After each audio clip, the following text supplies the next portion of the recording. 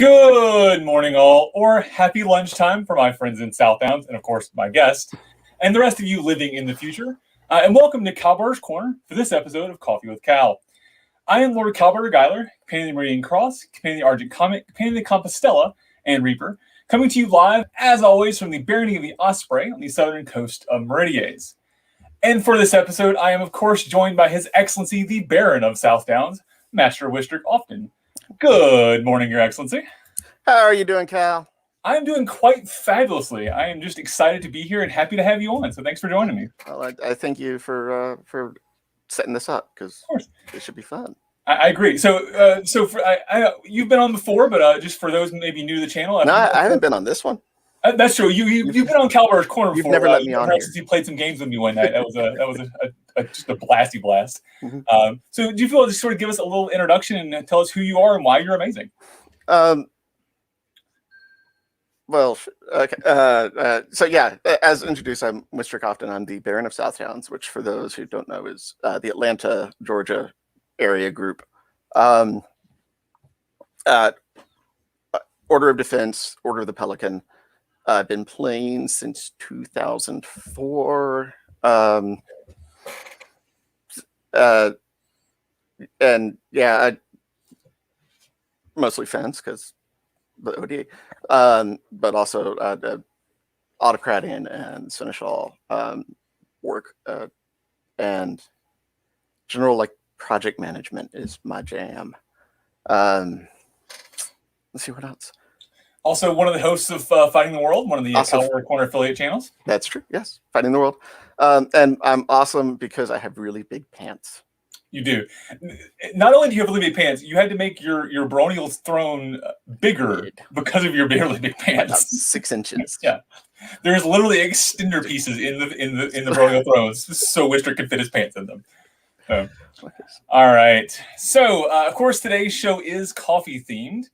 So today's coffee of choice for me. This is actually a Kalbardr's Corner sponsored show. I'm drinking Captain Murphy's Roasting House. This is Java Estate Brazil Bean in the Captain Murphy's Special Roast. So Captain Murphy is based out of California. He's a Westie and a Fringy out there. Super cool guy. Reached out and said, "Hey man, I've got this coffee. I want to throw it up for your Fringies episode." And unfortunately, it didn't make it here for the last episode. So we told him that I would still drink it for this one. So it is just brilliant. CaptainMurphy66.com where you can find his beans. So go support your local brewers and vendors and merchants. So what about you, Wistric? What are you drinking today? I am drinking Caribou Daybreak. Yeah. So nothing too fancy. It's okay.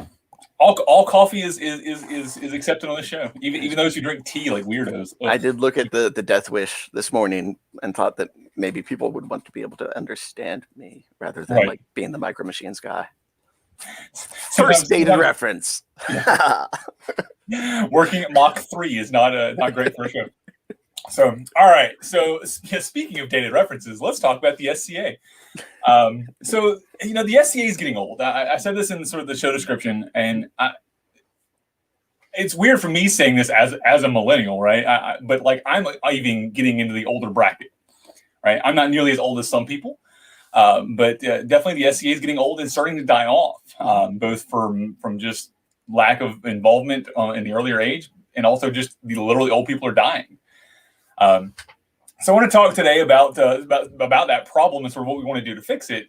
But realistically, this was actually spawned by someone who you've deemed the young whippersnapper, who I would like to thank for joining us today. He's actually backstage for those watching. He's going to be providing us some commentary in the private chat if we Wistric or I say something stupid, or if he has some thoughts he wants to throw in. So I want to thank him for joining us, and also just thank him for being awesome and sort of exposing this problem. So Wistric, if you will give me a little background on the sort of conversation that led to this and sort of what started this in your now viral post. So there's a group of us that get together and hang out on virtually from time to time, and I think we figured out the average age is 40. I'm 40. There's another 40-year-old. There's a 50-year-old, and then there's this guy who just turned 30 this past year. and we are all opinionated and vigorously so, and all very passionate about the SCA. So, as is, I think anytime you get a group of friends together, talking about something they care about, you talk about how to fix the world. And one of the topics that comes up all the time is how do we fix recruitment? Where should we be recruiting from? Where are the people that we want? And we have debates on sort of, I'm going to say what type of people we want, just not in a not in an identity thing, but like I'm very much nerd focused. Another one of our friends is very much like maybe we should also recruit athletes because part of the SCA is a sport. It's very much a sport, right? So so we have these exchanges and this cross pollination of ideas, and so a couple weeks back, topic comes up again, and the whippersnapper starts lecturing the old out of touch guys. Not lecturing, but saying that this is the things that the SCA is doing wrong. And then it's stuff that he'd said before. And we were on board with it, but this is the things that the SCA is doing wrong. This is the way that we drive away new people. He's like, I have brought a half dozen friends to the SCA, and not many of them have stuck. And these are the things they run into. So it was a discussion of recruitment and retention. And we said, basically, okay, that's nice. You're preaching to the choir. Lecturing us isn't going to do any good. Right. Well, not lecturing, but this is not going to do good. Can you put this in writing? Because I am me. I have a platform. A couple of other people have platforms. Right. So it's like a guy with a YouTube channel. We can do this, right? Yeah. So put this in writing so that I can share it out there and use the platform I've earned to give you a voice, which is, I think the best use of my station, right. One of the best uses. And it's so yeah, he did. He wrote up the first article, and it was more about retention. And we said, okay, cool, but you also have all these ideas about recruitment. Let's get those in there too. So he wrote up the second, and then I went out there and posted it on my Facebook Wistric Oftun page that has 400 followers, and thought, well, I mean, I've got more friends on my personal account. Right. This isn't. It'll be nice. People in Meridians will see this. 327 shares. 32,000 people have seen it. 7,000 interactions, and shares across the known world, shares outside of the SCA and other hobby groups. And so, those that I could see, at least, I've been watching those conversations too, just to see what resonates what resonates with which groups, where does somebody say, yeah, we're doing that. This is how we're doing that. Which groups say, and again, like a church, some con in Wisconsin, their managing group, all talking about, here's this article about how to reach out to young millennials and Gen Z, and how much of this are we doing? How much of the negative are we doing? How much of the positive are we not doing? How can we do better? And the whippersnapper talks about recruiting millennials. I'm 40, and I'm an elder millennial, right at the 1981. Millennial extends back to, I think, 25, 26-year-olds now. And so we are looking really at 20-somethings, which is young millennials, and the Gen Z crowd that's coming out of college now. Right. It's that strictly internet age. I didn't grow up with the internet. Right. I didn't grow up with with all the fancy electronics. But I barely remember a time when I didn't have them. So like I'm that tail end of that. Right. But the generation we're looking at is the people who've grown up with TikTok and grown up with Snapchat and grown up with Facebook their entire life. Right. Somewhere else on a different meme entirely. I was like, I am the generation that is like, what do you mean you don't know how to Google? And what the hell is a TikTok? And selfie culture got criticized a lot by older generations, right? But it meant the folks younger than me have an interaction with social media that's very much more aware of the public face that they put forward. I don't want to say self-promotion, but at the very least, the public face they put forward, all the different platforms that they use to put out their ideas, their content. All these platforms that to me are like, I'm old. I'm going to go post on Facebook. Right. I'm going to go update my WordPress and, like sign my blog. Yeah.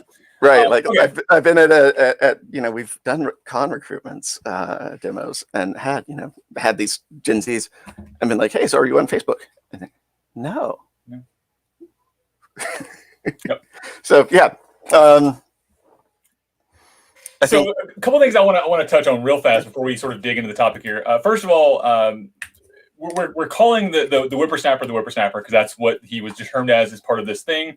It is not at all a negative. It's not at all a derogatory statement. And anybody who feels that way, or apologies, that's not at all intended. They've chosen to remain anonymous throughout this conversation, so we're going to refer to them as that. Or as the author. I know that, and I say that because it came up in your Google Doc. Somebody mentioned that, and so like somebody pointed out, oh, that makes us sound out of touch. Yeah, the guy using the term the whippersnapper is out of touch. Right. I am old and out of touch, and at 40, at 16, 17 years in the SCA, I'm damn near geriatric by the standards that kind of the SCA used to have, and I think wants to achieve if it's going to thrive. Well, even if you nobody in any media I've ever seen who uses the term whippersnapper is a hero. Like, I am absolutely mocking myself and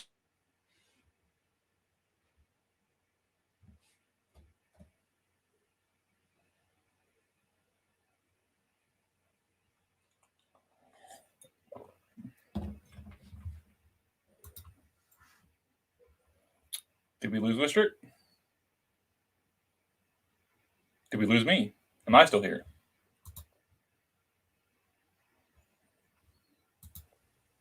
Okay, am I back? There we go. Okay, we're okay, back. Good. Yeah, so I don't know where my rambling got cut off, but I absolutely wanted to make the juxtaposition between the old out of touch guys in that group, and the young, energetic, passionate, like representative of the population we need if we're going to thrive. We need young, energetic, and passionate. Also, for the record, the whippersnapper thinks it's hilarious that he gets called the whippersnapper. So just pointing that out. Okay. All right. So yeah. So let's dig into some of the problems, right? So we got recruitment or retention, and these are two giant topics. I think we could do probably whole shows about each of those individually, or probably a whole series about how to do this better. You've got a 7-8 page Google Doc here. 12-page Google Doc here for detailing the conversation. It's the summary. Yeah, the 12-page summary of this conversation. Jiminy Christmas. So let's sort of go through that. What is our what are our highlights we need to look at in this conversation, and then let's sort of dig into each of those individually. And this conversation is focused on, again, the less than 30-year-old crowd. Some of the comments that came up were, what about everybody else? What about 40-somethings? This is going to be a discussion of how recruiting those less than 30-somethings. We absolutely need to recruit across age groups. I am happy to platform somebody who wants to write up an essay on how to get 40-somethings, mid 30-somethings, anything.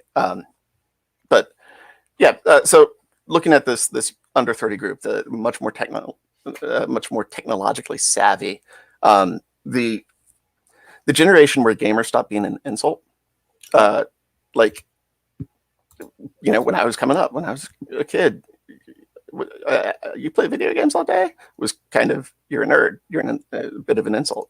Now it's like gamer is it's the triumph of the geeks. So it's an actual profession now. Yeah, it's like professional gamers.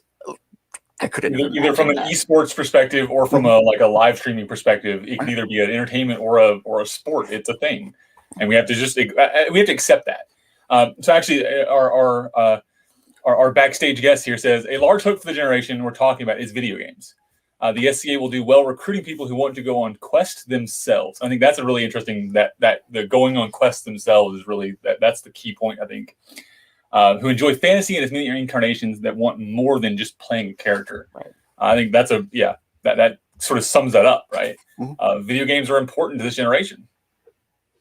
And who doesn't want to be a hero? Right? So I played Civ, so I don't even know the video games that I know people my age that played Skyrim and play other things. But I can't even go into a recruitment situation and talk about Skyrim that much. So familiarity with these cultural touchstones in gaming and in other media, which is Game of Thrones, The Witcher, I think are going to be where we set the hook. One of the people was like, well, we're not recruiting for fantasy LARP, which is true-ish, but it's where we set the hook. The person who wants to be the Witcher or the person who wants to be Aragorn joins, and then they train and they become a hot stick fighter, or been poking around trying to get non-fighting examples, but I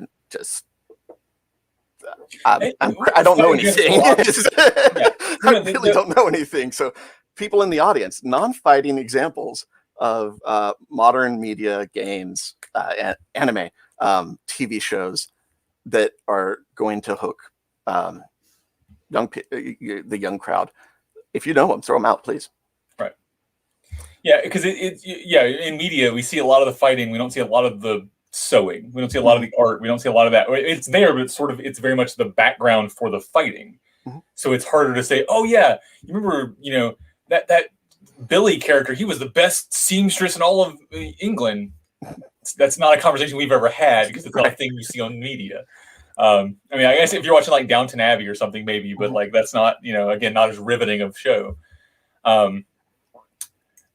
So you said something a second ago. We're not recruiting for a fantasy LARP. Let's go back 55 years. We had friggin' hobbits and elves, folks. Yeah. This organization started with hobbits and elves, right? We were a fantasy LARP. We are still a fantasy LARP. Meridies does not exist. It's a fantasy place. We take on a role, a persona, and we play it. And that, I know that's a controversial statement, but it's you are in fact not a real Baron. I'm not a Baron. It's not a real thing. Like you are a fake Baron. It is false. So this is the baronial arms right here. If I can, that's just not going to show up. It's too pale. There we go. Oh, there, yeah. And this is my reminder that being Baron and $3 gets me a cup of coffee. Exactly.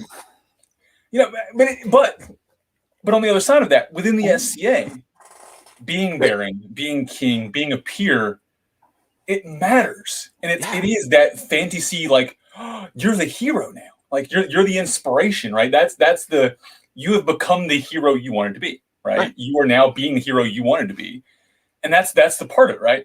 Yes, you're not. You may not be the Three Musketeers.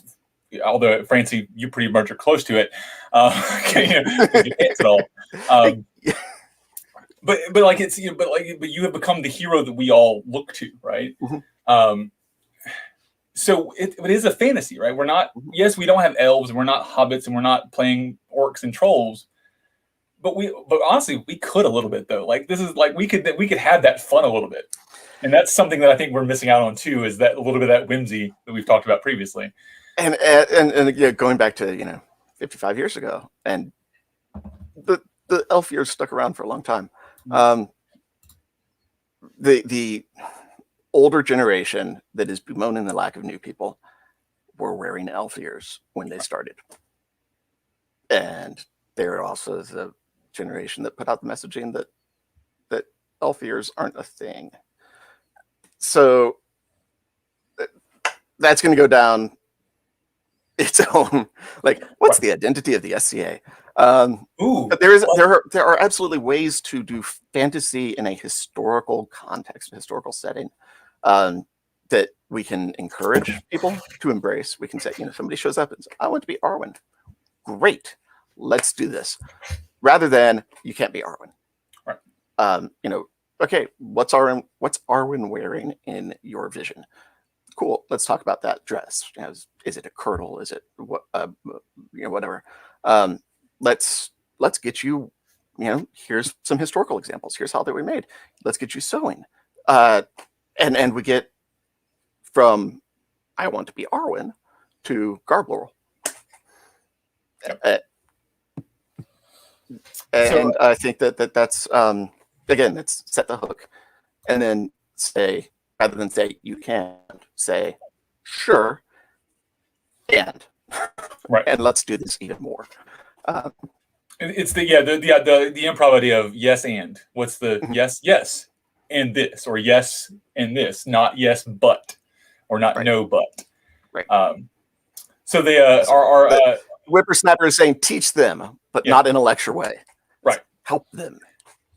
It becomes, I think there's an idea of guiding, right? So we need to guide those new people into the things, and this plays much more into the retention side, right? For recruiting, don't do none of this.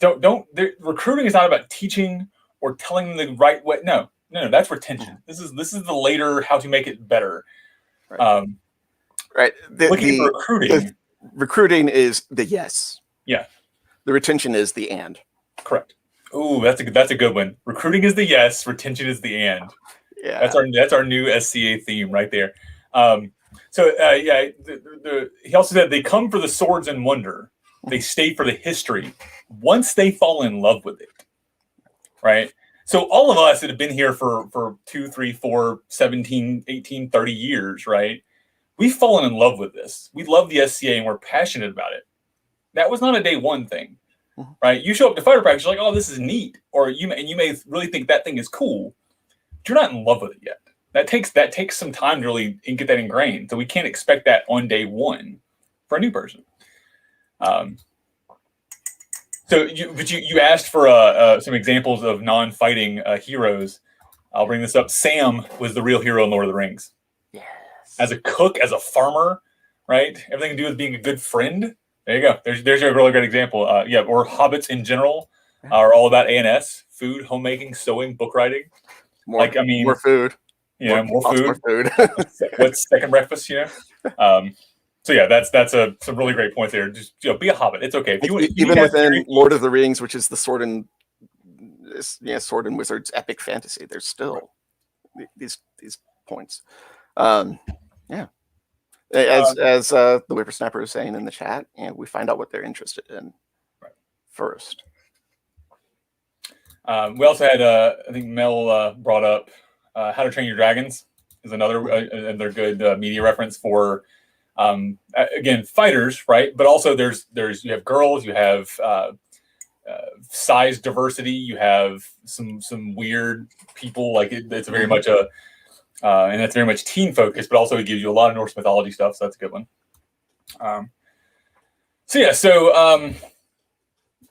Put Elwyn on blast. There was not a single event I showed up to that she did not make sure I had food and drink. It's Countess Elwyn. She is a hero. You're correct there. And again, so there's heroes in the SCA, right? So we talk about heroes in media. We have heroes in the SCA too. Those people become our heroes over time. Again, that's not a day one thing, but that's part of that journey. All right, so we're looking at media. We're looking at the gamer generation. We're looking at these things, right? What should we not be looking at for those inspirations? What are the inspirations of old that we maybe have been using that we don't need to use anymore? We don't need to be talking about Knight Riders.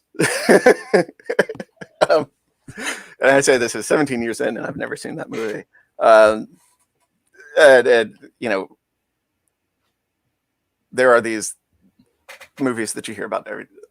You must watch Lady Hawk. You must watch King Arthur, Excalibur, right? Yeah, like, and like the 13th Warrior. Arthurian legends are still relevant, but the movie version from the 70s is just it's not anything that that I think the target audience that we're discussing is going to have any resonance with. So yeah, we need to reorient our context for this audience. Yeah, and that's tough. I think. And so basically, we just said we need to take our view and shift it. Right, we need to shift 45 degrees to the next 20 years. Right, we need to shift the timeline up. That's hard. We've noticed change is hard overall. Change is hard in a society. Change is especially hard in the SCA, which is weird. I had somebody bring up to me yesterday that it's really funny to them that a group with the words creative and anachronism in their name have trouble embracing new things. And I went, yeah, you're right. It's true. We have trouble with it. So what's causing that? What's causing our inability to shift, right? Because time has changed. We should be every couple years sort of bringing the block forward. What's holding us back? And I realized that was a giant loaded question I just dropped. Yeah.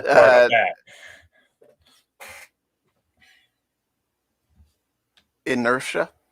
Okay. And burnout. We're old. And there are a lot of people a lot of people that you see around. They don't feel like they've done their bit, but to a certain extent they have, and they've earned their laurels in a general sense. And it's harder to get them excited about recruitment, although maybe.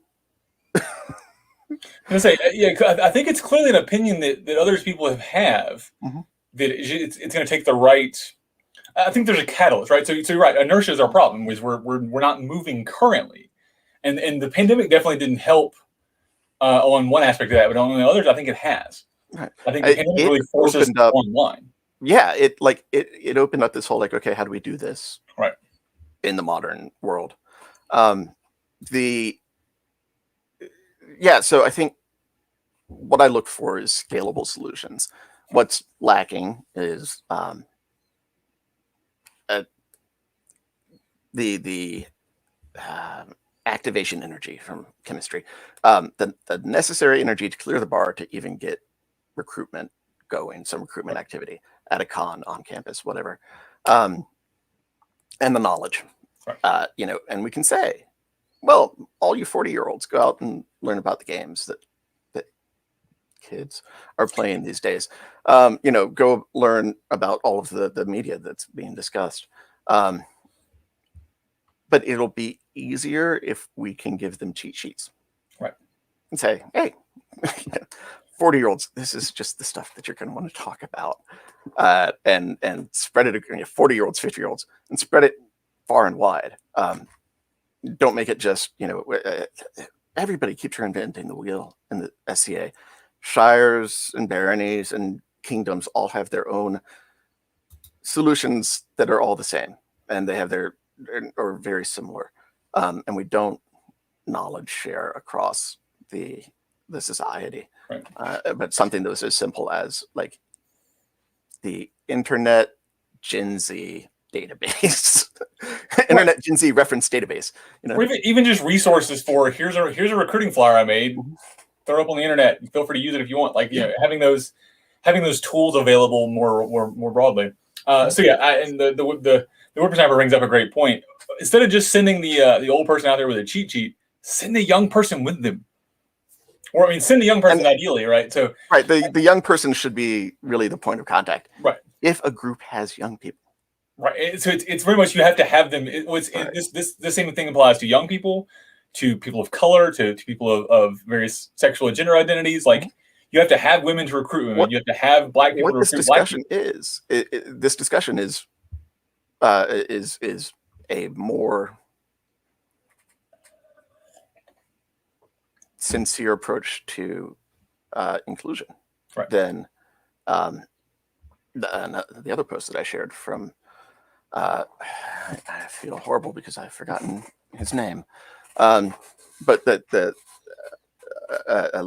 Latinx member who went into how frustrating the performative diversity that shows up, that is a lot of the DEI noise in the SCA, how frustrating that can be versus actual inclusion. We're doing this through a lens of age, but through lenses of everything. Representation matters. Right. And old white cishet guys are not going to be very representative. I realized about 5 years ago, if I'm at a demo, I should just leave my mask on, because if we're trying to recruit young people. Yeah, you were much better as a fighter on the field than you are as an old white dude. Right. Yeah. But I think there is some things about how, so there's a balance though, right? We have to also, we want to maintain the knowledge of the older generation about what the SCA is, what it was, what it could be, that dream mentality, and the excitement of the new people. That pairing has to happen. Right. So there's things that you Countess Elwyn, who was mentioned, is I do not guess at ladies' ages. Nope. But she is immortal. She is immortal. Yeah. She is a great example of the SCA mom. And that's, I think, the role that the more senior generations really step into is, again, once we've got them, they are the people who facilitate, enable, make it so that, the new person doesn't have to worry about anything. Yeah. They can just enjoy the event. Yes, young person brings young person to old person's shop to make the armor. Right. Young person brings young person to an event where old people help make sure they are fed properly and clothed properly. Like that's we need the parent generation to support the kid generation, essentially, and to tell the legends, right? Because they're like Elwyn, there are heroes, there are legends in the SCA, and that knowledge does that oral history is important, and it is, I think, part of what leads to people falling in love with the SCA when we're talking about and we're still on the Meridian focus. So when we're talking about Count Francois, who's just he passed long before I think I started in the SCA, right? But he is still talked about to this day. Master Johannes the Black of the Athenor, right? Or even John the Bear Killer, who is our current president, right? These are still legends of the SCA we need to talk about. But that's the older generation. And we talk about what makes them legendary, why they are these inspirations, and how they became heroes. Because if we're, again, people want to be heroes. How do you become a hero? Well, here's these examples of how to become a hero in the SCA. You don't have to die. You just have to do great things. And Rick Raven, Countess Elwyn's husband. Yeah. So the important thing to remember is these are not recruiting topics, right? These are not. No, we keep wandering into retention. But that's fine.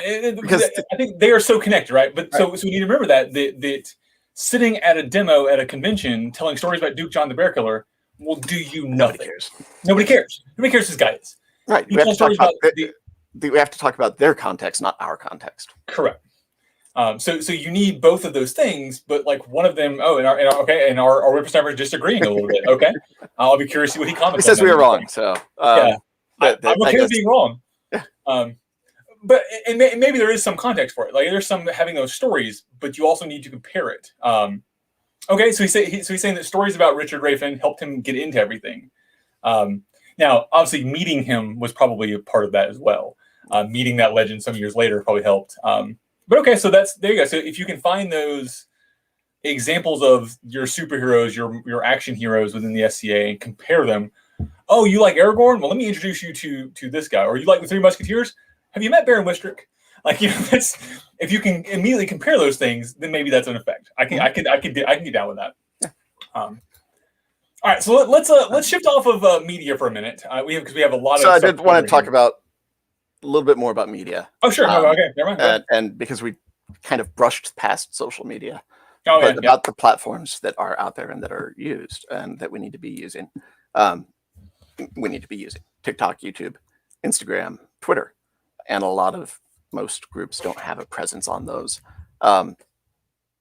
And I think that's another place where scalable knowledge share would be helpful. How to make good content for TikTok, for YouTube, for how to make I think Palantir, anything they post to their Kingdom Facebook automatically updates to Twitter and their Facebook page or their Kingdom website. That's sort of like, just, we're making content, but it's only on Facebook. Let's make sure it gets spread out to all the other venues where people are going to be looking for, hashtag medieval.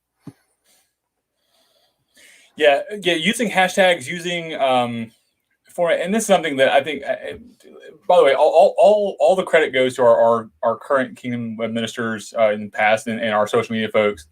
They've been doing a great job in Meridier's, and I'll even speak to us because I see Tully in the comments down there.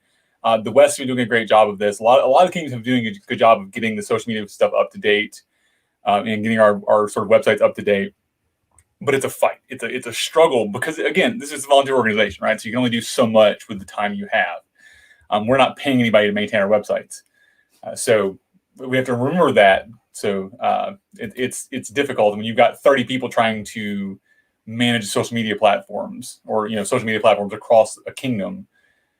Getting that cohesion is tough, but it is something I think we should look forward to working forward. Southbound has done a great job. All the credit to Emelina and Isabella. They've been rocking it the last couple of years here, especially during the pandemic, of making sure stuff's getting updated, stuff's getting out there, and the using memes as advertising for events has been smart. And Meridian's done that a lot, I think. So yeah. So yeah, I think definitely social media is a thing we need to look at and how we're using it. But again, that's not something that you or I could do as well. Like I have a little more than you do, and then the 20-something-year-olds have much more than I do. But like, yeah, I don't TikTok. I think TikTok is stupid. I'll just say it. I love, like, Runa sends me TikToks all the time, and I'm like, cool, that's a thing, and I'll watch that one, and then I'll cleose it because I'm not downloading the stupid app. But that's me. I have no, like, but also I sit and watch YouTube videos all day, so who knows? Like, I'm missing out. Well, and so those are both, like, they're the people. There's Runa and there's you, and we need to get both of those right. And it's funny, is Runa's older than I am. She gets the TikTok and I don't. So So some of us are old in age. Some of us are old in mind. So all right. And here's where we go back to the put the young people out there as the point of contact. Right. Our social media face needs to be young. Again, and if you look at the SCA website, SCA.org, and in that photo header scroll that they have, there's not really any highly visible young people. If somebody went there looking for, if somebody who was 27, 28 went there looking, is this the place for me? Yeah, and we seem to go extremes too. We have the old people, the kings and queens, the knights, the big pretty things, because that's what's big and pretty, and we have the kids.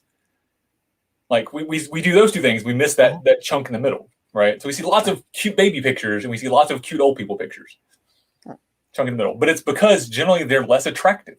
And I'm saying in an SCA context, right? They don't have the pretty garb, they don't have the pretty armor, they're not wearing the pretty crowns, so nobody's taking pictures of them as much. Or at least they're not using the promotional material because they don't look medievally or as medievally.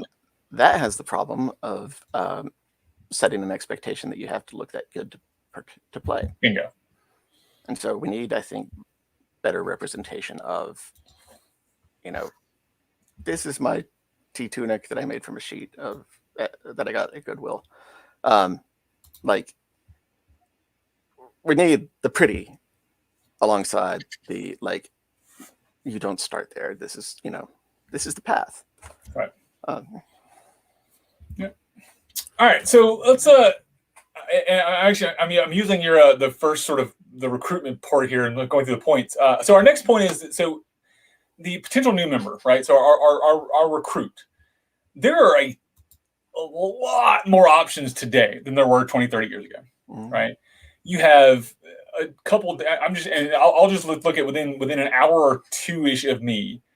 There are 3 different LARPs, 2 different HEMA groups, and 75 different conventions you can go to that are not the SCA. Yeah. Why would I want to spend time hanging out with a bunch of old people? Right. That's exactly. Like, cosplay has become such a thing, right? This was mentioned in the comments earlier. So cosplay is literally, by the way, we're just cosplayers. We're just historical cosplayers. That's all we are, folks. We're LARPers. We're cosplayers. And actually, frankly, we're actually more cosplayers than we are LARPers, if you want to be honest about it. Some of what we do is LARPing, the barons, the knights, the kings, sort of the roles we have. But most of what we do a lot is of costuming, cosplay, because we're portraying a character, but we're not really like in character, right? Because Kal-bardr, and there are people who get really into their persona, right. But I think the most of the SCA is just even though Wistric is a 11th century English name, I'm going to wear 16th century. Right. Yeah, it becomes a costume, necessarily not a character. But yeah, you're right. Some people get much more into the character aspects of it. I know I've talked to people about this, and that's actually something I've discussed on past shows, the whole idea of persona development and things. But there's a lot of that where how far do you get into that character? There's some folks that when they walk into an event, they're like, why am I at this weird thing? Because they're a 3rd century Roman or whatever. And they're like, they would never go to this 15th century medieval thing. And they're like, who is this king you speak of? I have no king, whatever. Like, and that's fine. That's cool. Right. But it's not required. So we don't have to talk in funny accents. Right. Thank God. And so the problem in this case in the SCA is that cosplay is cheap. I've seen people do, I follow a ton of cosplayers on Facebook, and they do Closet Cosplay Week, where they'll literally make 10, 15 characters out of what's in their house currently. So you can do a cosplay and go to convention for, the convention costs you $20, $30. Your cosplay was free out of your closet. You're done, right? And that's I know people are about to be like, Dragon Con's not $20, $30, but the tiny local conventions, the 1,000-person, 500-person conventions, they are bucks.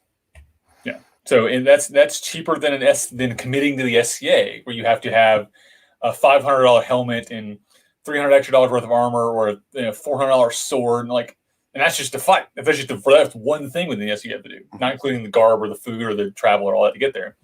Southdowns did a really great class the other day on financial accessibility, right? That's one of the big things. One of the big hard parts of recruiting is it's expensive. And these other things, the LARPs, to go to standard LARP, you need a T-tunic and a pool noodle sword, and you're good. And if you don't have that, they'll give you one when you get there, because they've got extras, And they don't make fun of the kid that's walking around in sweatpants and in jeans and whatever. They embrace that kid. Whereas the SCA does the opposite.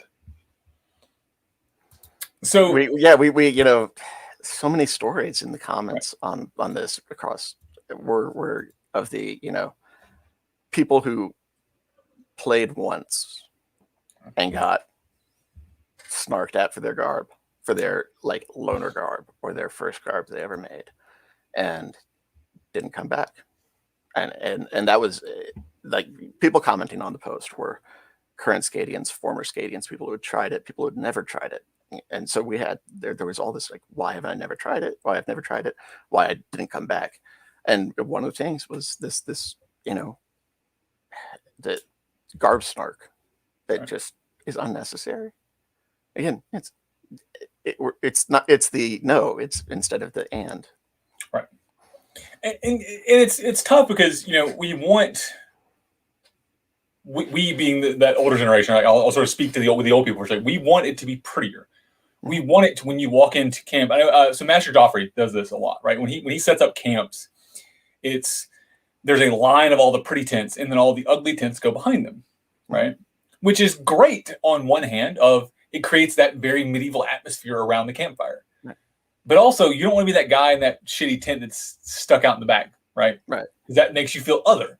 Right. Now, admittedly, I will give Joffrey credit, Master Joffrey. He does a good job of making sure that doesn't happen. So there's sort of a fine line there. That you're still behind the main tent, but you're just behind the main tent. You're not like way out in the woods behind the main tent, right? So I think there's ways to do that where you can sort of create that barrier of here's the pretty stuff with the ugly stuff behind it, right? But also we need to remind people that the ugly stuff's still there, right? There's still, again, so we're talking about the pictures on the SEO websites. And that's okay. It's okay. Like, it's there, and that's okay. They're working at it. They are making the effort, which is all that's asked. Frankly, them showing up is enough effort. Yeah, absolutely. So the whippersnappers talked a lot about his peer and his knight and the people around him equipping him early on, right? And I think that happens a lot. So I knew when I was first coming up, that was the thing. Like if you wanted armor, here's come get it. We have piles of metal, we have piles of leather. We will help you make it. Right. Here's some leather stuff you can wear for today, and then come tomorrow, we'll help you make some stuff. Right. Here's the people that can sew. Go hang out with them at sewing nights. Now, that's hard, right? It's hard to do if you don't have the time, right? So we also have to remember that time is a thing these days, and with all this other stuff going on, people are busy. People are in college. People are working more than they did 30 years ago, right? The hours are more sporadic. So and a dollar doesn't go as far. Dollar doesn't go as far. So you can't expect somebody, even though they may have weekends off, they may not have weeknights off, right? Or they may not be able to drive that 30, 45 hour to your fighter practice or your sewing night on a Wednesday. And so one of the cool things to come out of the panoramic, I think, is the idea. Yeah, I know. The idea that actually I picked that one up from the kids. Those kids. Because if you say pandemic on TikTok and some other social media, it triggers there, and YouTube, it triggers the algorithm. So the people I know, the young folks I know who actually do produce content on those, the panoramic, the panda bear, whatever. So yeah, the panoramic shows you how much I know about YouTube working. I've never worried the algorithm. So there you go. I've now learned something new. Thank you, Wistric. We've gotten used to, and most of us, I think, have gotten some exposure to virtual involvement. So the person who can't make the weeknight could, if we set up at least a camera in the room where the class is being taught or the meeting is being held, and a laptop, and that's not going to be as involved. It's still going to be, it's not going to be like being there in person, but it's going to be more involved. So the person who can't make the 45-minute drive to the meeting could still communicate and still get the information.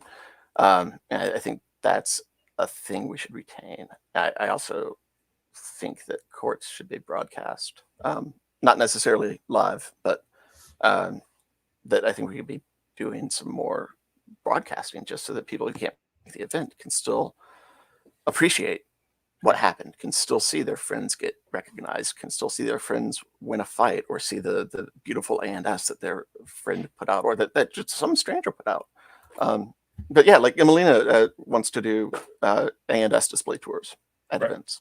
Is just a thing that she mentioned. So that but what that's going to take is somebody doing it, right? Or somebody's actually. I know. Yeah, that is a massive group project. But then all of that goes out on YouTube, goes out on Instagram, and now becomes content that we can hashtag. Hopefully people stumble across it and go, "What? All of this A&S? Look at this." And you need not only people that are creating the content, that are doing the recordings, that are doing the editing up front, but you also need people who are managing it afterwards, and the people who are then commenting on those comments, sort of maintaining the media presence. So there's essentially three groups there that have to do that.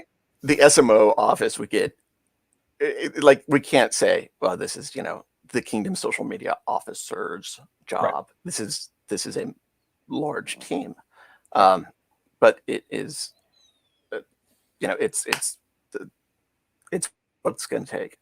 It is going to take people chipping in, and heck, the old people who can't be the public face, or who we're talking about, putting in the back room. I could still moderate the YouTube channel. Right. Yeah, if I want to help out with recruitment, if I want to help out with recruitment, I can sit at my desk and moderate social media, and be helping out with recruitment. Right. Or you as a baron, as a royal now, can make sure that your courts are recorded. Yes. Right. You can make sure that happens. You can find the people so that's part of your efforts you can do, is making sure those things are happening, and not expecting somebody to just randomly think to do it. Right. Right. And that's it gets done. And that's the other thing. There were a lot of shoulds in the commentary. And it just kind of my wiring, but we should do X. Okay, how do we do it, and who's going to do it? We have to figure this out. We can talk about these great ideas for how to improve recruitment, but then we have to step up and do it. And right. And then that means that I'm probably going to have to go through this list and at least start picking brains and figuring out how to publicize more information. Right. All right. So we've talked a lot about social media. We talked a lot about sort of the digital presence, mm-hmm. and because that's all we have right now. Those we've been in this panoramic panda bear, whatever we're calling it today, for literally pandemonium. Pandemonium. Eventually, we're going to be back. We're going to be back in public. We're going to be back in meeting people, right? And we talked a little bit about what we can talk about, but like, what are some other things when we get back to this meet space, right? The face-to-face interactions. Which, first of all, I hate the idea of meet space. That sounds weird to me. I've never liked that. It feels awkward. I'm just going to throw that out there. But so face-to-face interactions, right? Right. Not everybody's good at recruiting.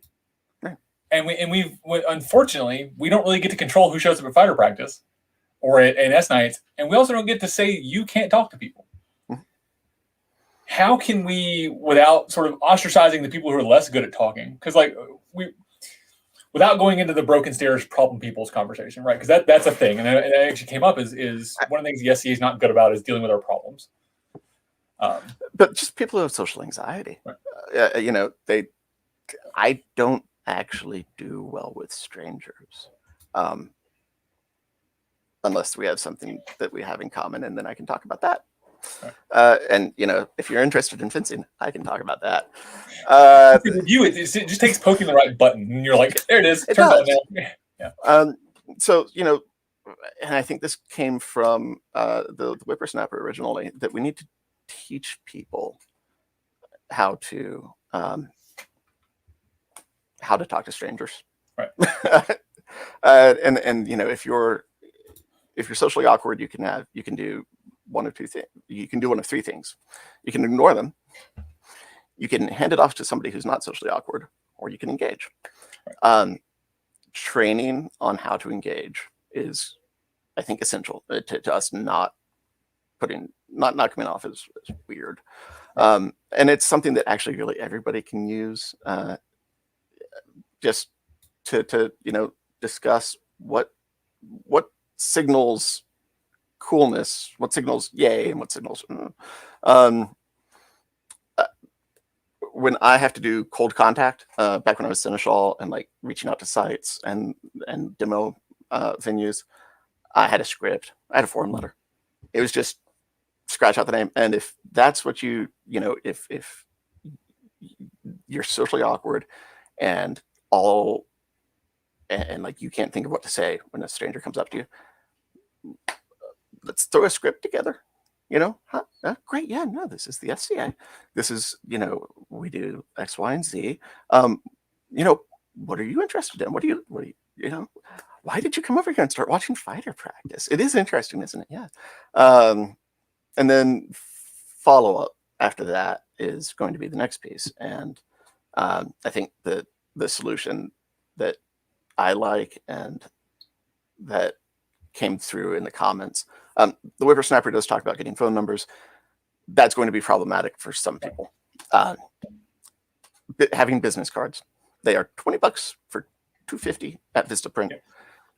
If your group can afford it, print off a bunch, hand them out to your people. Make sure your marshals have some, so that when someone shows up to fighter practice. To all the seneschals out there, your group can afford it. You have money. Don't tell me you don't. I know how much money you have. Don't. Continue. Sorry. Yeah, no, and so just here's the business card. This is the Barony of South Downs, SCA. This is our website. We're going to be printing some new ones soon. And on the back, write your name. Owen. This is my email address. Or, if you don't want to give a personal email address, Chatelaine at your group. And that's probably best anyways, using those the officer at emails, so that in case that person quits, dies, whatever, other people still have access to the email, because those roll over. I save business cards that I get from shops that I'm interested in, even if I'm not buying anything then, because I'm going to go back in a year or two and be like, oh yeah, cool, I want to buy that. Same thing for somebody watching fighter practice right now might not have free time, and we're using fighter practice, whatever. If we're doing dance practice in the park, if we're doing A&S in the park, which all of these things should happen in public, so they might not have time to engage with the SCA right now. A year from now, maybe they do, and so having the official contact information will enable them to still reach out and still get the right person. Also, or maybe they're not that interested in it, but maybe they're not that interested in it, but they have a friend who is, so they can take the business card and say, you should check this out. Then we have to make sure our websites don't look like trash. Right. Yeah. So the whippersnapper brought up a good point. I want to go back to the conversation, right? So we have two halves of a meet. When you're at fighter practice or an ANS night or a class or a con, you have the initial contact, you have the follow-up. In the initial contact, I think, and this is something that I agree with when I was reading through, there's something we do a lot of, and that's talking and not a lot of listening. That's one of the best things that he says here is that it's more important for being a good recruiter to be a good listener. So, and it's probably a selfish thing. As millennials, as young millennials, we're selfish. We want things to be about us. I want you to tell me. I want you to. Everybody of every age does, right? So I don't care about why you joined the SCA. I want you to care about why I want to join the SCA. Right? That's the other half of that. But also allows you to not only listen to them and understand what they're wanting, so you can then point in the right direction. It allows you to tailor your recruiting pitch to them. Again, not everybody can do this. It's a sales tactic, right? I've been in sales before. I've dealt with this, so I sort of know how to do that. And if you don't know how to do that, that's okay. You ask the question about what they want, and then you go, "Oh, cool! You're really into the Three Musketeers. Have you met Baron Wistric?" You find the person who his interest in that thing is their passion. Or you send them over to the rapier marshal, or you send them over to the person doing the sewing thing, and let them talk to that person, right? And you have to know who your contacts are, so that, because if I, as a big dumb stick jog, I'm not going to be the best person to talk to them about 15th century medieval painting. I'm just not. I could try, but I'd be failing miserably. But I know 6 people who are. Hopefully they're at this event. Hopefully they're at that demo, right? And if not, I can say, hey, look us up on this website. Here's the QR code. Here's the thing. And I'll put you in touch with this person. Or here's this YouTube channel, right? And that's, again, if we have these YouTube presences, we have these more social media presences that are showing that stuff and not just showing the stick jog stuff. We have that available. So I think, so listening is important there. Let's see. Kind of going through the notes here. Actually, let me catch up on the comments. Yeah, there've been a bunch. So thank you everybody that's watching for just chatting out there. So email addresses belong to the office rather than the individual or Huge Plus. I agree with that. Again, use your office emails. If you don't have one, talk to your local group. Find out who the right person is. I know every group should have a Chatelaine at groupname.org or whatever it is, or marines.org. I think it's now like Chatelaine dot group name or something. They've changed recently. Or if you don't have that, send them to the Baron at, or send them to Seneschal at, or whatever. Find the person that wants to be the contact for your group. And make sure that person's checking that email. Make sure they're checking those social medias. Make sure they're checking the comments. And the whippersnapper, I think, he disagrees with us on this, and I think the origin of that is a good point of handing out our contact information puts the expectation for follow-up on them. Correct. So if they are comfortable, if you want, give me your phone number, email address, so I can, I'll follow up with you later or whatever, just phrase it in a way that is non-threatening, that is professional, but is in a positive, I want to help you get more involved way, and get that information if they are willing, but do not pressure. And again, this is much better if it's a 20-year-old asking than the 30-year-old or the 40-year-old asking, right? And it's also, and speaking as two very masculine-looking men sitting here, we have females, we have women. They are way less threatening to new people. I'm threatening. I get it. I know this. So I'm intimidating. I'm intimidating. And I hate saying this because it's cliche, but girls attract people. Girls attract girls. Girls attract guys. Like, it's a thing, people. So I don't want to say that because it's super sexist and super crappy, but also it's a thing. It's just a fact we have to look at because they are generally less threatening, right? Especially if you're looking to the females, other smaller people, females, or the non-binaries, the offsides, the whatever brand of whatever you are. I'm threatening to most people. I'm not the best recruiting face, right? So find those people who are. Find the people who are less threatening. Find the people who are smaller. Find the people who are cuter. I'll use cuter sort of in quotes here. Let them be your face. And a 50-year-old woman is probably still going to be a better conversation point of contact for a 30-year-old woman than I am, unless I do it perfectly. And that they're still going to have that. They're not going to be that. Yeah. All right. So I'm being called out in the comments, and I'll bring it up. Tulia says, I'm 4'11" and told I'm too intimidating. You're right. Tulia, admittedly, Tulia is also intimidating. So you're right. Generalizations aren't probably super helpful in this. I think it's something to at least consider, right? There's a thing of, you can't have your bearded Jotun trying to do your recruiting if you're trying to recruit other mentalities. Also, nerd girls are sick of feeling like a novelty and commodity. You're right. So let me back that up. I think it's something to consider, something to look at. Just look at who your face is, and try to make sure that you're not putting a threatening face out there. Yeah, generalize it to not threatening. Yeah, and I can't judge if I'm threatening or not. Correct. So thank you for that. Thank you for Tulia and others that commented on that. My apologies. I completely agree with you that it was probably a poor generalization. But I'll bring this up. If we see other girls and women there, we won't be nearly as fearful of being constantly hit on. There you go. So if you only have big burly dudes at your fighter practice, you're not going to get the other people who are not big burly dudes showing up. So it's a thing, like attracts like. But they don't have to be. They don't have to be nerd girls, which a lot of this conversation has focused on nerds, because I am one. We are ones. But it's much more. I think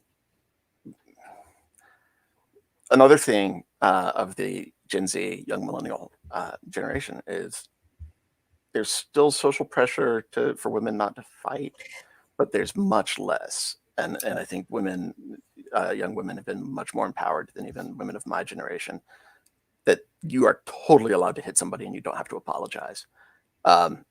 So there are like, so, we don't have to consider we don't have to assume that it's only nerd girls. We can broad scope.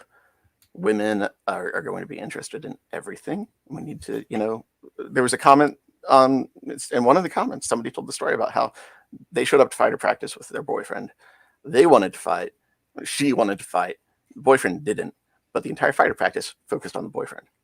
And you know what? That's just, that is no longer viable. And that is no longer an assumption that could be made. It's never an assumption that should be made. We actually had one of the peers in Meridier's who her husband doesn't play because when they joined, he was a rapier fighter and wanted to do a rapier fight. They're like, oh no, here's a stick, let's go, and they beat the crap out of him at a fighter practice. He went, all right, cool, I'm done, thanks, have a great day. Fortunately, she stuck around, but she has to fight. She has to play now without him because he got turned off because he was a big, linebacker sized dude, and they went, oh cool, you're a heavy fighter. Turns out he was like a champion fencer in college, like would have been a perfect rapier fighter, and we missed the mark on that one, right? So we had a question come up in the comments that I sort of asked earlier and wanted to cycle back to. How do we handle someone who acts as a face, but is terrible at it? Yet they have some sort of seniority. They're a peer, they're a baron, they're some sort of senior member of the group. How do we handle that? And I'm gonna let you handle this one, Wistric, as the peer in the room. What's your thoughts?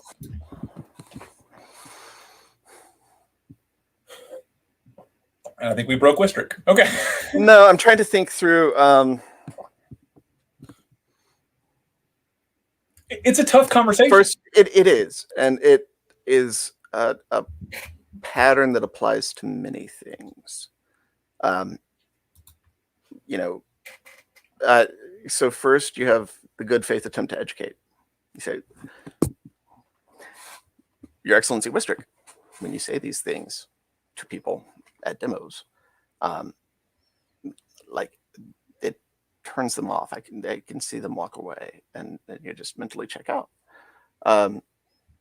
Or you don't even have to. Don't assert. Say, I think it turns. What do you think? What do you see? Ask questions is always a great way to never have to defend what you say. And you make the good faith effort to educate. Then you kind of have, if they insist, you kind of have to punt to a higher authority, a peer, and if they are a peer in the baronage. And you do that in, again, educate way. Your Excellency, have you noticed the way that Master so-and-so interacts with people at demos? Have you had a chance to notice that? And I say, no, it's like, keep an eye out for it next time, because I think it's not having the effect he wants it to have. Right. And you can make those non-absolute statements. You can ask those questions. Like, it's just like a new person showing up. Ask first. Ask what they know. Because maybe their Excellency has seen that happen and is a little concerned. And, somebody coming to them, one of their people coming to them saying, have you seen that? Is going to be like, okay, so it's not just me. It's a problem. Let's do something about it. But yeah, this is where peer fear becomes detrimental to the SCA. And so what I'm going to say to everybody is, it is the job of the peer to protect and to protect the SCA, to protect the people of the SCA, right, to protect any potential members of the SCA, and to protect you. It is our job to be your voice. If you have a problem, go to a peer. If you don't think they took it seriously, and this is out, there is the actual escalation grievance policy that goes through the Seneschalate. This is something else. This is just if you have There's a difference of this guy's a problem and this guy's not good at recruiting. Those are two different things. Like, I'm not going to go to the Seneschal and be like, this person needs to be removed because they're bad at recruiting. Right. They're a little awkward. Like, that's the conversation you have to have on the polite side, not on the grievance side. Right. And on the social pressure side. Right. So you go to a peer, even if you don't know them, and say, look, I've got this concern. And just like I said, have you observed so-and-so at demos? Have you observed the way that people react to what they say? And if that person blows you off, if that peer blows you off, you go to the next peer and you say, have you observed so-and-so? I tried to bring this to Master so-and-so's attention and they blew me off. And I'm just trying to see if I'm imagining things. And then that way you've informed peer number 2 that recruiter person is bad and peer number 1 didn't do their job. I think, again, the peers exist to make the SCA safe and functional, and that is what they should be doing. That is our oath. Yeah, so if you and we talk a lot in the essay about peers policing their own and peers fixing their own problems, and that'd be great if it actually happens, and it does. I think there are peers like yourself that are very committed to finding and fixing the problems in the SCA. Those things are maybe less common than I wish they should be. So find somebody you're comfortable with, find your local baronet, find your local seneschal, and say, hey, let's talk to Master Baron such and such, and get them to be less, try to be less creepy or be less the face.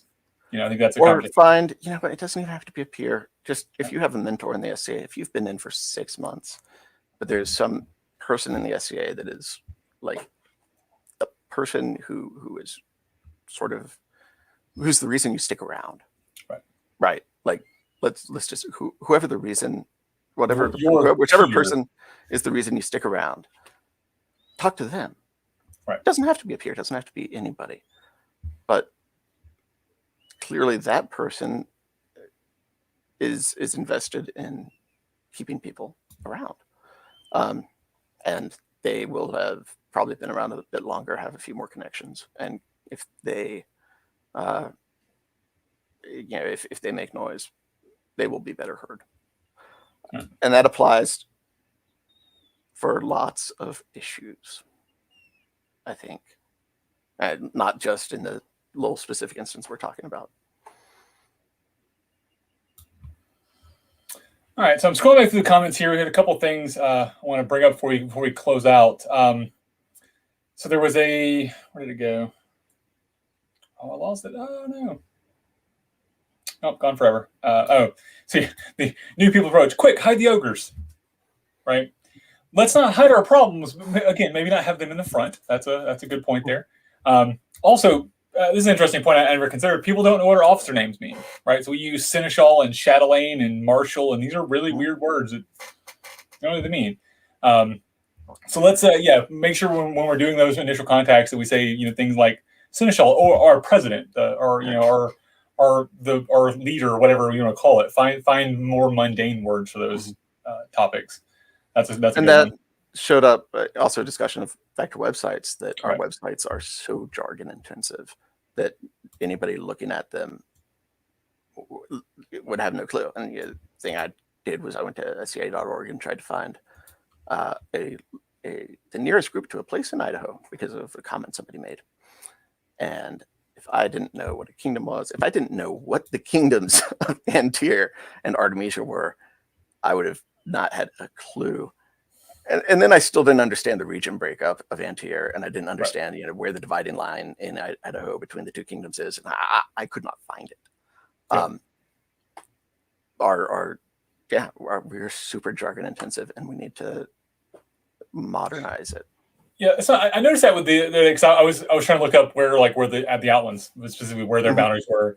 And if you don't know if you know a zip code, if you live there and know your zip code, it's really easy to find your local group. If the kingdom has zip code lookup tool, right, less than have to. Right. You can at least get to the kingdom, the right kingdom, Mhm. but then getting within the right group within the kingdom is hard. You're right. Right. But yeah, but it was trying. But like I was like, I don't know zip codes in Colorado. I had to look pick one at random to find a zip code. So yeah, but you're right. I think there's a balance there of finding. And this is actually to break down this conversation is we have to look at what the website's for. We also look at what fighter practice is for, right? I know this came up the other day in conversation of fighter practice is meant for fighters, not meant for recruiting. I vehemently disagree with that, but also I agree with their sentiment, right? Fighter practice is about fighting. It's about fighters doing better fighting. But also, if you're doing it in public, it's a recruiting thing, right? And we have to make sure we're doing both of those. And I think maybe that's our issue is we're expecting the fighters to also both fight and recruit. And we need to have the fighters let the fighters fight and also have somebody else do recruiting. Or have most of your fighters fighting and some of your fighters focus on recruiting, right? So you have to look at the purpose. So are the purpose of the website for us as members, right? Because I can navigate the website fairly easily. It's maybe still not as good as it could be, but it's better. Mm-hmm. Are they meant for me as a member, or are they meant for the newcomer to find the SCA? Yeah.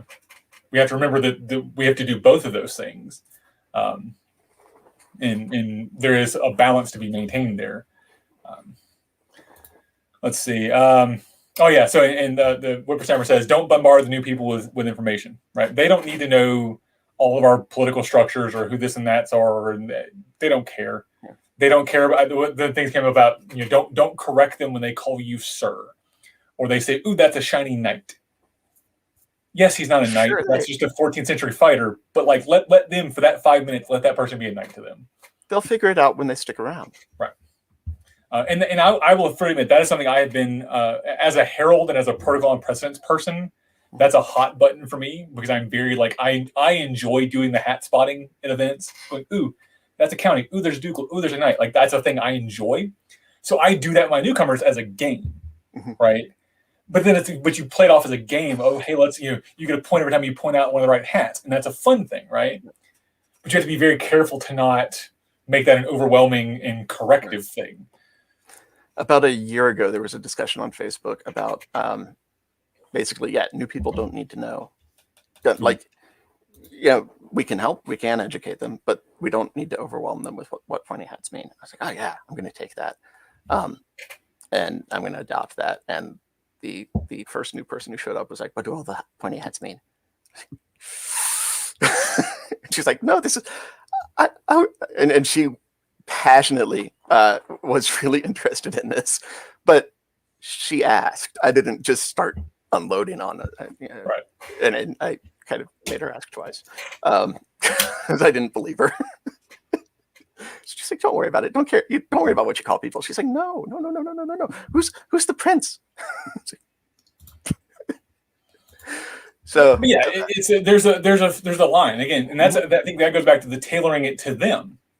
So if that person asks, what's that white belt mean, or what's that fancy hat mean, then you tell them. But if they mistakenly say, yay, we're all princesses, I want to be a princess too.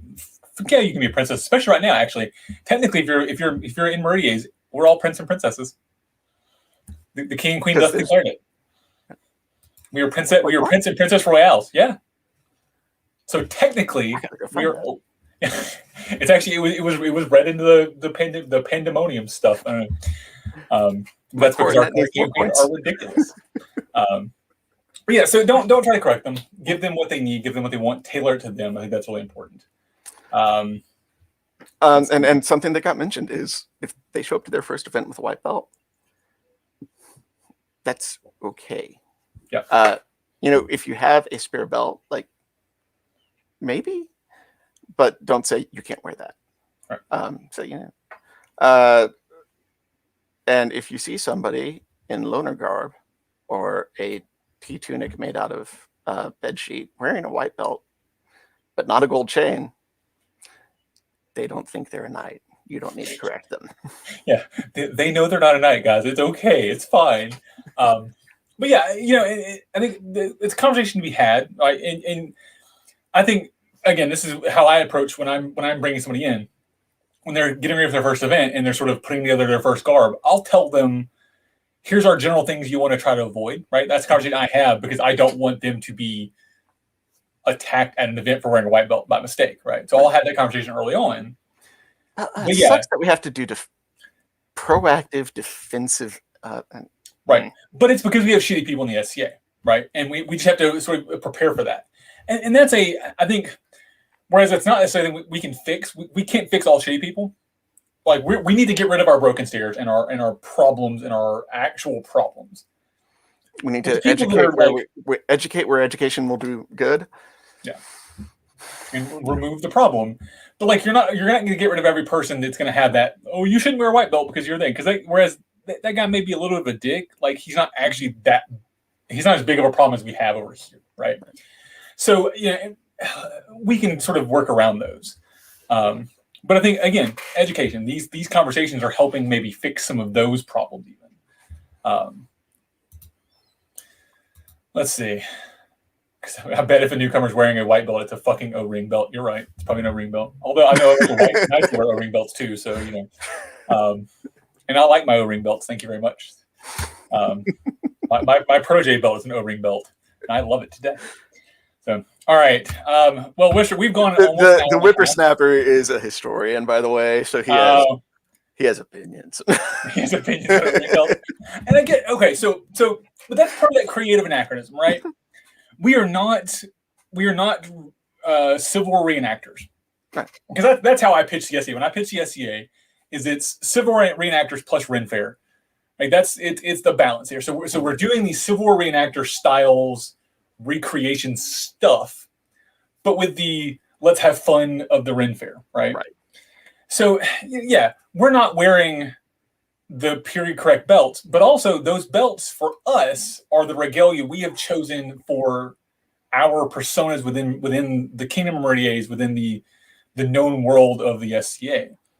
So it is not correct that a master or a baron is the highest noble in the lands, or no, knights were like low nobility, and lords were the highest. Yeah. So we do it wrong. But it's what we have chosen as our fantasy personas and our fantasy system.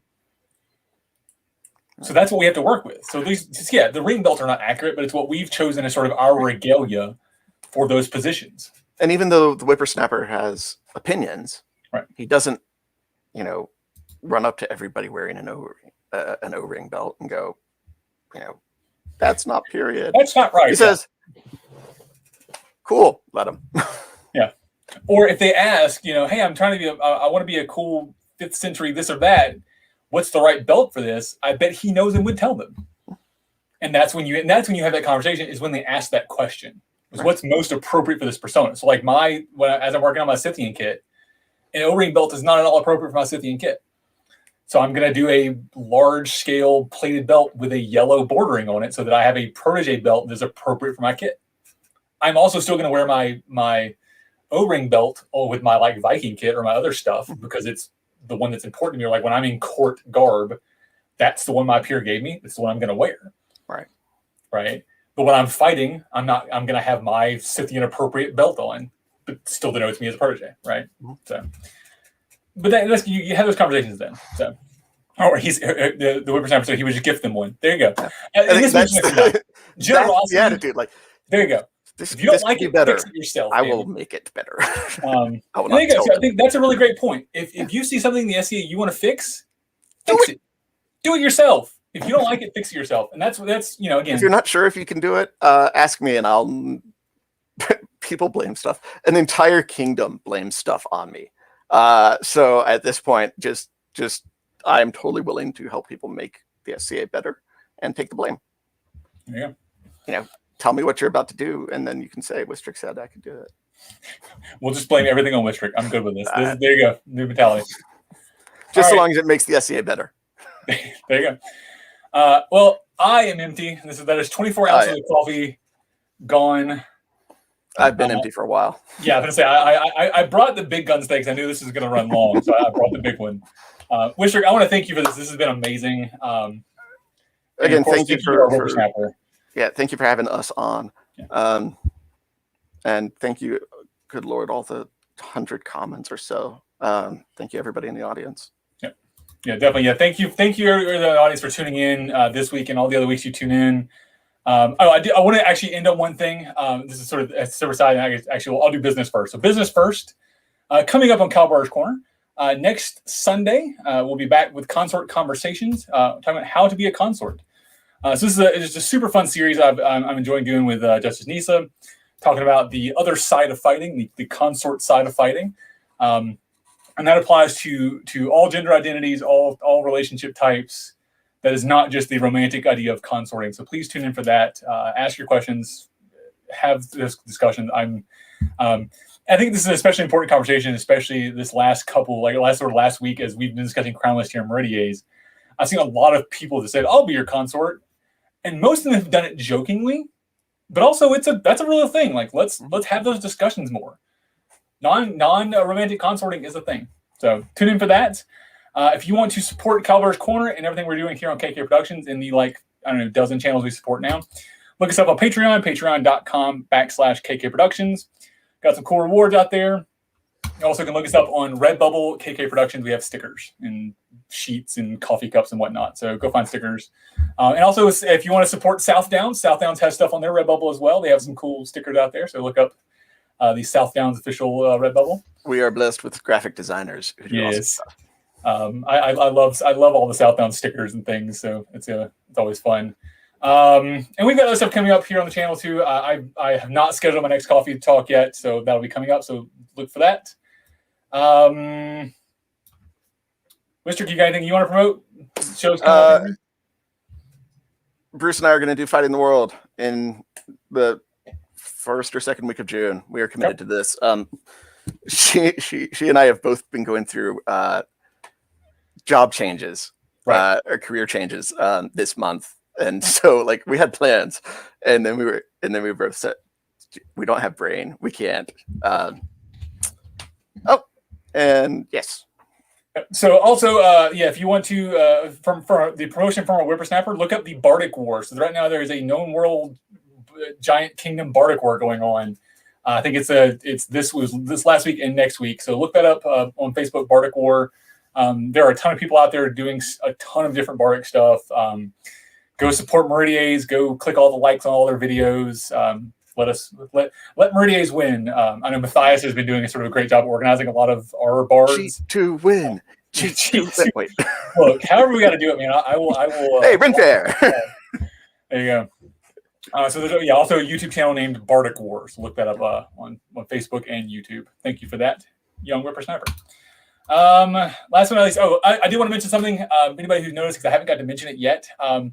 My intro changed this past episode, or actually episode before last, and I've also changed my background. Their Majesties and Meridies were kind enough to award me with the Order of the Compostela, which is a really weird thing to get during a pandemic. It is an award in Meridies here for travel. So I am the first information superhighway pilgrim. And I was like, that's just the coolest use of that award ever. And I appreciate their Majesty and Meridies, and of course everyone who wrote me in for that. Thank you all for tuning into these episodes and supporting me in what we're doing here in Kalbardr's Corner and all of KK Productions. So I was super humbled, and just I had to throw it in the intro because I had to keep up with them, which unfortunately means I had to drop off two of my actual baronial awards, one of which came from Their Excellency South Downs, because my intro was getting a little long. So I just kept the ones that had lettering behind them. But it does not mean my Falcon's Faith or my Argent Lamp are any less important to me. So. All right. And congratulations on the recognition, because you have done stuff for so many kingdoms at this point. I was very confused when they called me into court. I was like, what did I do? What am I here for? I just because I've actually gotten 2 different awards during the pandemic for work on Kalbardr's Corner. I got both my Argent Comet and now the Compostela. So I appreciate their recognition, but it's definitely not why I'm doing this, but it is definitely appreciated. So enough about me. All right. So again, thank you all for tuning in. Wistric, thank you. And thank you to our whippersnapper for writing this. Guys out there, if you have thoughts, if you have a problem, if you see a thing in the SCA, let's work to fix it, right? We have too many problems out there and not enough solutions. Find your weaponized extroverts, find your local barons, find your local peers, find someone who can be your voice if you're not comfortable or don't feel like you have the platform. There are those of us who do, and I'm including myself in that now. I am not a peer. I am not a anybody of terrible note in the SCA, but I now have a platform. You have a heck of a platform. I have a heck of a platform now, and damn it, I will use it. So please reach out to me, reach out to somebody, and we will be your voices. With all that being said, this has been Wistric and Cal in Kal-bardr's Corner. Have a great day, everybody.